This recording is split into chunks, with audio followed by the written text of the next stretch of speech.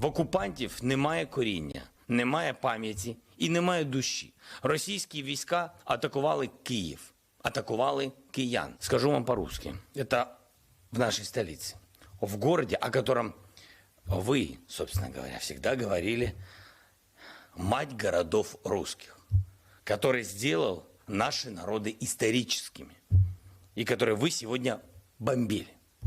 Просто людей, жилые массивы. Бомбили и снова бомбили.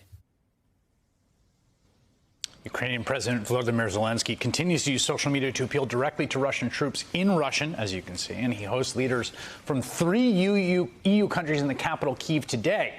That's as Russian forces attempt to surround the city.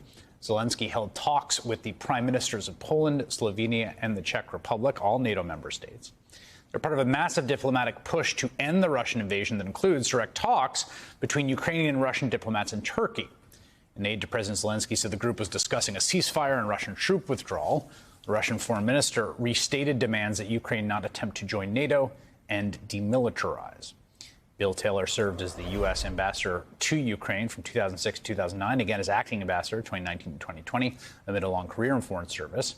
Back in November 2019, Ambassador Taylor also testified in Donald Trump's first impeachment, and he joins me now.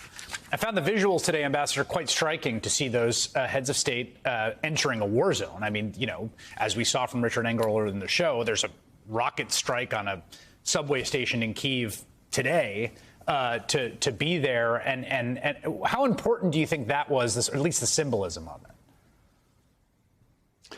Chris, I think it's very important. The sincerest form of support is being there, is showing up in the city, is being there to be in conversations, have good conversations with President Zelensky and his cabinet, but also with Ukrainians on the street. It's great for those heads of state, those prime ministers, to be there to demonstrate NATO's support, their nation support, NATO support, international support for Zelensky. And being there, as you say, and it is not without risk, and getting on a train and traveling there to Kyiv and showing that support, I think that's very important. There's going to be a summit in Brussels of NATO members next week. It was just announced today. How do you think NATO states are thinking about what the possible range of outcomes is here? And crucially, whether some kind of actual battlefield defeat for the Russians is a possibility, or is that just off the table and the question becomes how to find a diplomatic out? Well, because actually they're related. It is possible that the Russians could be defeated. I mean, here we are. In Ukraine? It's already day 21 of this fight, of this war, of this version of this war. We remember this war started in 2014, but on February 24th, the Russians invaded again. And I'm sure President Putin thought, he was probably told that in 2 days his troops would be in Kyiv. And here it is, day 21 in Kyiv, and they're not there. So it is certainly possible that this stalled Russian attack on Ukraine, that it stalled outside the city limits. It's lobbing missiles and artillery into the city, not the center yet, but into the outskirts of the city. And those apartment buildings surround the city. They're all in all directions. And attacking those apartment buildings, first of all, it's just outrageous that they would attack civilian targets. Again, it's a war crime, but it demonstrates that the Russian military on the ground in that part of this fight, of this war, not doing very well. And if that continues, then, Chris, that gets into the next part of your question.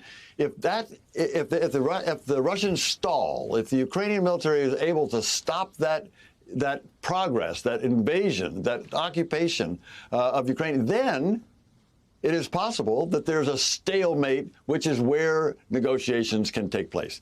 As you've indicated, as you've reported, there are some conversations going on right now among ministers in both Ukraine and Russia, and they are having some conversations. But what really matters in these negotiations is one man, and he sits in the Kremlin. And it's only if he decides that he's going to actually negotiate, actually allow those negotiations to complete in the face of a slowdown, a stall, a frustration on the ground by his military, that's where you might get a negotiation.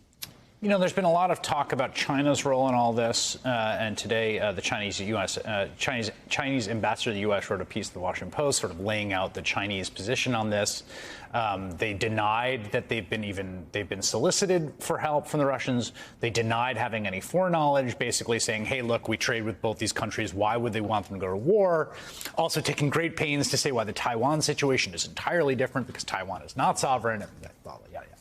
What do you think of the importance of China's role in this, and particularly in their ability to possibly, again, get this to stop? Chris, it is possible the Chinese or the China president, President Xi, could have an effect on President Putin. The China-Russia relationship is a very interesting one. President Xi is clearly the dominant force of the two. He could